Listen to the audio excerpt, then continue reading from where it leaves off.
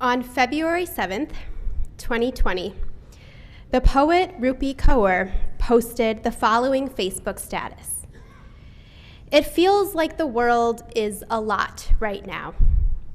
There's so much going wrong, so much to be outraged about, so much to protest, so much exhaustion, so much anxiety, so much loss, so much injustice. Amazingly, that was written more than 3.5 years ago, before the pandemic and the war in Ukraine began, and before the devastating fires and recent earthquakes. If the world was a lot pre-pandemic, then the world is so much more now. There's more exhaustion, more to protest, more anxiety, more loss, more injustice. There's just more. I don't know about you, but I'm feeling overwhelmed by it all. It's not that more is happening around the world today than in the past. There have always been natural disasters, epidemics, war, geopolitical crises. We're certainly not the first generation to be overwhelmed by the world. It's that we're hearing about events as soon as they happen, seeing them unfold in real time or minutes later on social media in graphic detail.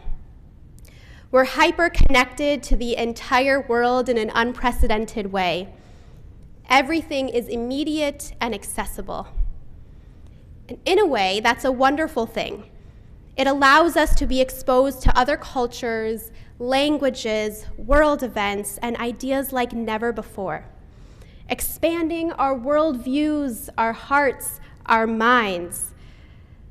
But it also means we're constantly being inundated with information, some of it devastating, and that may not be a good thing.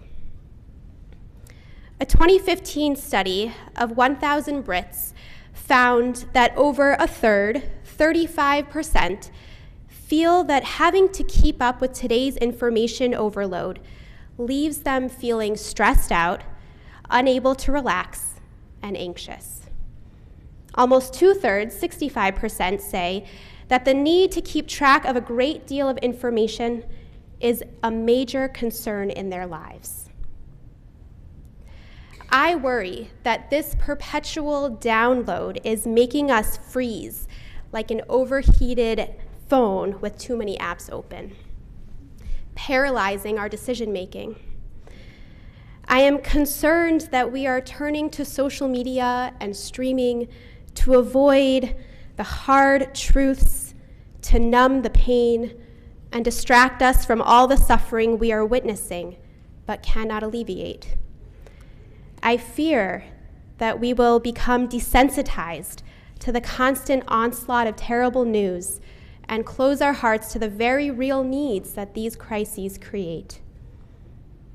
Yom Kippur gives us a chance to reflect on how we've been responding to living in this age of information overload and where we might need to pull back. But we cannot deal with these problems effectively as individuals and as a society if we are drained, overworked, and overwhelmed. In a corporate promotional video from a coaching company, employees secure their safety goggles and vests over their work clothes before they turn on their computers for the day. Because as soon as they press that start button, gravel comes flying at them from their screens. Soon it builds up and begins to cover the workers. A voiceover narrates, "It's like an avalanche of gravel threatening to bury you alive. And just when you think you've dug yourself out, it starts all over."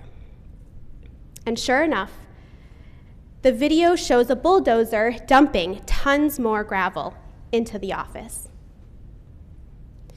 How many of you have felt or currently feel that way whether at work or in other areas of your life. You're not alone if you do. I'm right there with you. Every little pebble of a task, a breaking news story, an appointment, errand, school drop-off, and social event adds up, and it's getting harder to keep up. We should take breaks often, but the fact of the matter is, we are needed. So what are we to do? We must dig ourselves out of the avalanche, pebble by pebble.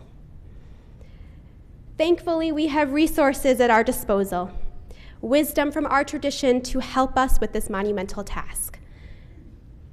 There is a heartbreaking moment in the Torah when Moses becomes completely overwhelmed. The people are complaining again. God is angry. Moses has had enough. Overwhelmed and out of his depths, he turns to God. Lo uchal anochi levadi laset et kol ha'am hazeh ki chaved mimeni, he says. I am not able to carry this entire people by myself, for they are too heavy for me. And you know what God says back to him? You don't have to carry them alone. Velo tisa ata levadecha. God does not get angry with Moses for being honest about how he's feeling. Instead, God chooses 70 elders to receive the Ruach, the divine spirit, along with Moses. Even though it's not entirely clear what that means, it is God's way of showing Moses compassion by having others share his burden. But Moses has help along the way, and he always has. When he insisted he couldn't stand up to Pharaoh alone, God appointed him Aaron to accompany him. When Yitro saw that Moses was becoming overburdened with the petty cases brought to him to judge, Yitro instituted a tiered judicial system. And then there's been God, who's been there the whole time. Moses has not carried the people alone. But now, in his overwhelm, he feels as though he has. This is what overwhelm does. It consumes us, making us feel we don't have support, when in fact, if we look around, we'd see that we have a loving village holding us up. We might think we need to do it all by ourselves, or that we're weak if we need help. And if that's you, you're not alone.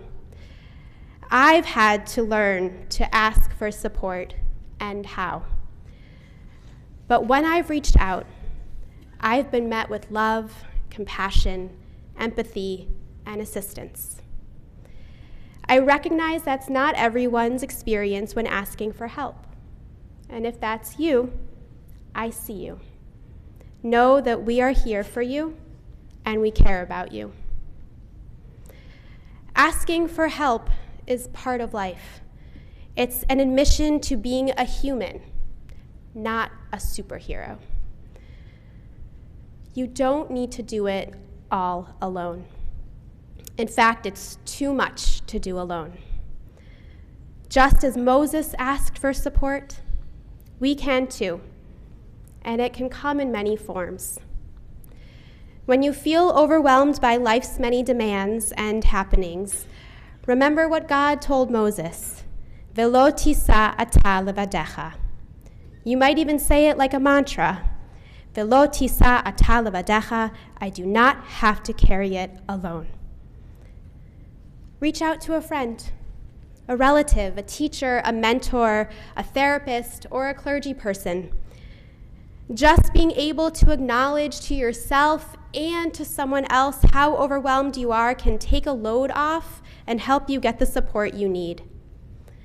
And when information overload makes your head want to burst, follow the wise words of Rupi Kaur that she concluded her Facebook post with. it's okay to take a break. That could look like putting down a screen, doing an activity you enjoy, creating some art. I recently started embroidery, and it's been such a salve. Going for a walk or a run, calling a friend, listening to some calming music, meditating, or just slowing down and breathing. I recently saw a photograph of a young woman standing in focus with her hands covering her face as the world whizzed by around her, out of focus. It dawned on me that everyone else in the frame could have looked like her if the focus had been on them. They seemed to be going about their lives, but internally, they may be just as overwhelmed as the young woman. Look around. Each of us is carrying so much by virtue of living in the world in 2023. And each of us has our individual avalanche of gravel that stands to overwhelm us. So let us remember, V'lo tisa ata levadecha. None of us has to carry our overwhelm alone. Tonight is a powerful testament to that. What a beautiful sight to look out onto a sea of talitot and see a community of honest, humble people who have come to admit that they are human, to themselves, to each other, and to God, and to be forgiven for that. For that is why we are here. That is why we have come. Yet, as we know, Yom Kippur does not banish the overwhelm completely.